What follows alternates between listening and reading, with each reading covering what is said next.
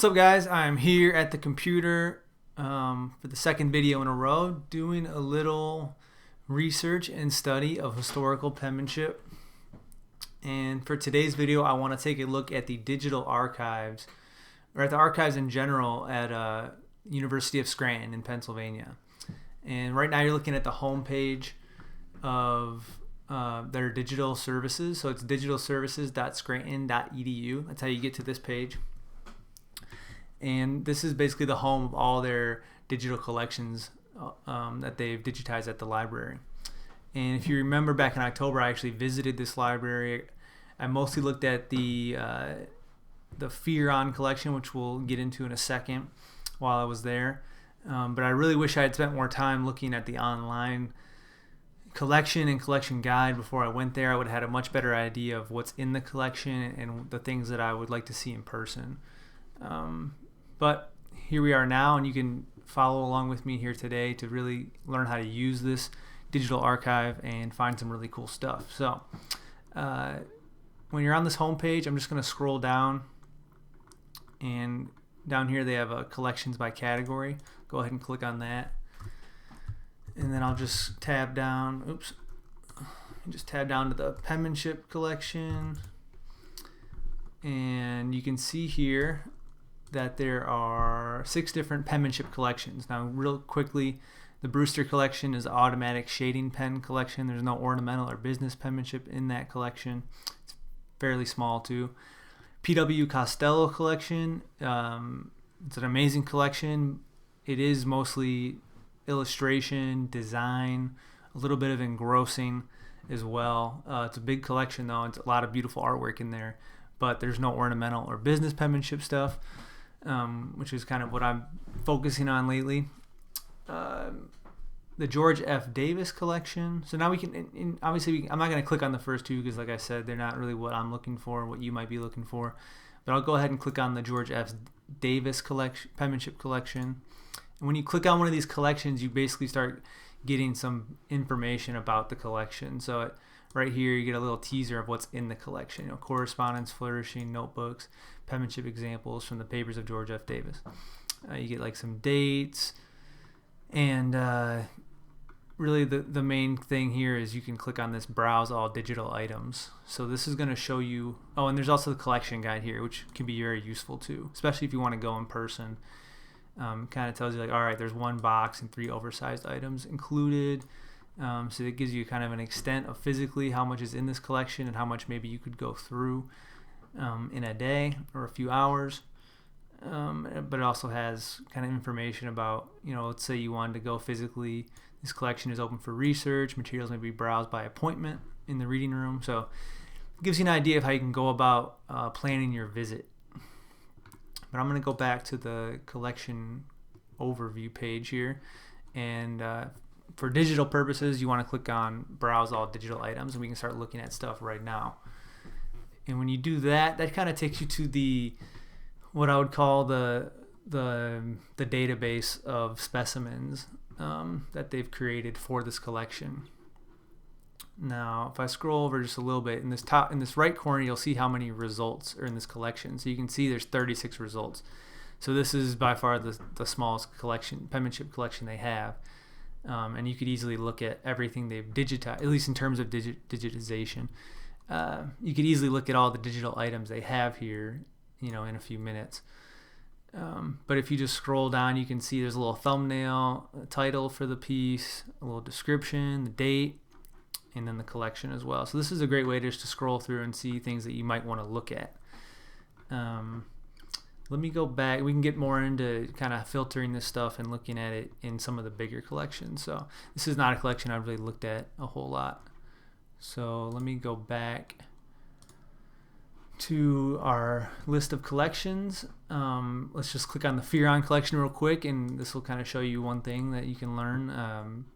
Immediately you'll see digital access. There's none. It's physical access only.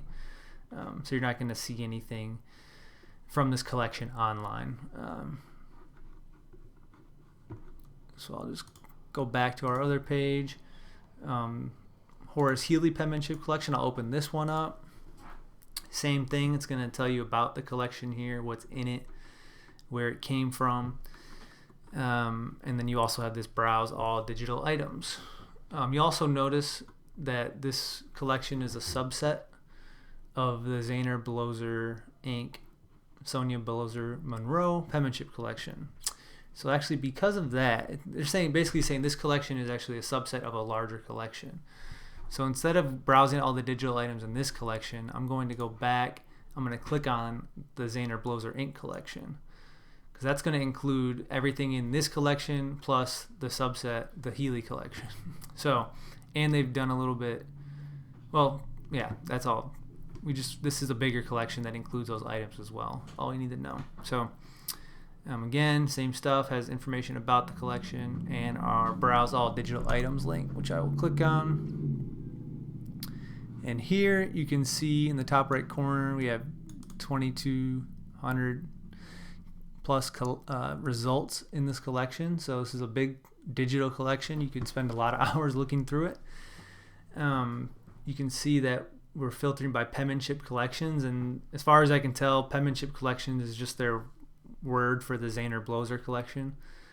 So we're looking at all the items in the Zahner Bloser collection, which also includes the Healy collection. In the left-hand column here, you can narrow your search, which is super helpful. Creator is basically the artist or penman that created the work. So, and it's actually listed by the penmen that have the most items in the collection, which is really cool. So Zahner is of course the first one here. So if you click on Zahner, Charles Paxton Zahner, you'll get a listing, 270 results, all the items that are created by Zahner in this collection. So really cool. It's 14 pages of stuff, a lot of great stuff in here. Highly recommend looking at his stuff. But there's tons of creators in here. I'm gonna X off of Zahner to undo that filter, and then I'll go back to creator, and you can see, it just shows you a few right here, but if you keep clicking more, it's gonna keep loading more and more. So there's Mataras, there's Canaan, Costello, Behrensmeyer. There's just a bunch of people I don't even know about that I'm sure are amazing as well, that would be worth looking at. And you keep going. There's Palmer. So yeah, I still haven't gotten to the list of all the artists. I still haven't exhausted the list here. I'm keep clicking more, so I'm going to stop there. But you can see there's tons of artists, and you can find your favorite penman or penman you don't even know about just by clicking on there and seeing all the things that are in the collection by that penman. So that's really cool. The other filter that you might want to use is category. I just opened that up, and they have all these different categories that they've categorized all of their digitizations into. So all of these scans into these different categories. So journal issues is the top one, then photographs. But then they have some ones that are a little more specific. So there's studies. If we open that, I can't open it with a new link. All right, just click on studies. So now we're going to see all of the studies that are listed in the archive, and I'm not really sure what they considered a study, but they tagged a number of things study. So you can see this is, I don't know if I'd call this a study. This looks like something that Ames prepared to be photo engraved and used in some type of publication. So not exactly sure what studies means, but the other categories are helpful too. There's, let me close the studies. Let me X off the studies and go back to categories. There's alphabets, which is all just alphabets, flourishes, which is all kinds of flourishing, specimens, correspondence, all kinds of stuff. So there's even I think there's drawings too. And yeah, here's drawings, lettering, advertisements. A lot of cool stuff. Great way to narrow down what you're looking at. Maybe you just want to look at illustrations and drawings, and you click on drawings, or maybe you just want to look at alphabets and see what kind of cool alphabets you can find in here. Click on that. So yeah, and as you can tell, as I just did, you can just click on the title of anything and you can see it.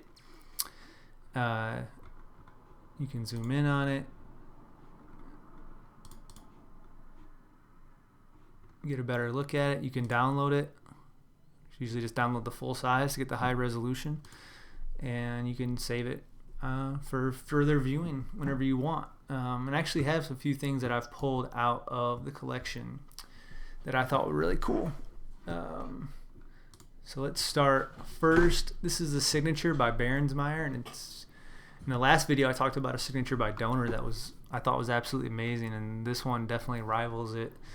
It's just so clean, and it really tells you a lot. If you zoom in a little bit here and look at it, we can see, let me go in further actually. You can just see how clean and crisp these shades are. It's really amazing. I don't know how they did that. It's crazy. And just how perfect the lettering is here on the lowercase. I love, this little this flourish under the lettering is really cool. It kind of has almost a 3D effect to it. If I zoom out a little bit, you see the whole thing there. It's just got this really cool kind of coming at you effect to it. But you can also see interesting things in here. Like, look at all these lines, these slant lines that he penciled in behind the X height, his top line. You can even see, if we zoom in, you can zoom in. These are really high digital scans. You can see there's some pencil lines here as well. So I'm not exactly sure what he was doing. If I look at the if we look at the P a little bit, I gotta scroll over here. You can see some pencil lines coming off or over here. So I'm not really sure what that was for. And you can see a pencil line here down by the shade. So I'm not sure if he penciled in this whole thing and then he went and hit it with a pen at speed and just tried to hit it as closely as he could, and this is what he came up with. But it's a really amazing signature.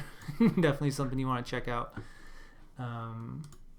Here's another interesting signature by Lupfer, and this is a really awesome business penmanship signature.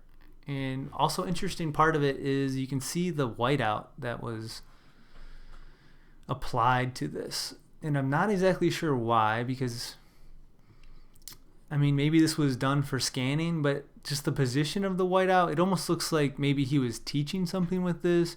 But I don't know, like this whiteout here on the right looks like it was trying to cover up this line and stop it right here instead of continuing it. So I'm not really sure what the purpose of the whiteout was here. So there's just little mysteries like this. Maybe somebody else knows exactly what Lupfer or whoever applied the whiteout was doing when they did this. Maybe there was just little things on the paper that he didn't want to show up in the scan. Because I have seen some things done on paper with lines like this that would be photo engraved, and the photo engraver could, I think, remove these like green lines in the background when they did the engraving. So there might have been other artifacts on the paper, but I don't know, the position of them, like having two whiteout lines here and here, kind of shows me that somebody was studying this or trying to highlight something, or having it around the top and down here. I don't know, a little mystery. Here's a really cool, I guess you could call it a business alphabet by Courtney. It just kind of shows you how amazing his work was.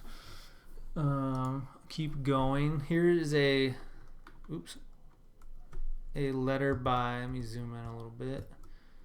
This is a letter by Bailey, and it's a really great letter, and again kind of shows you a little bit about how they did work.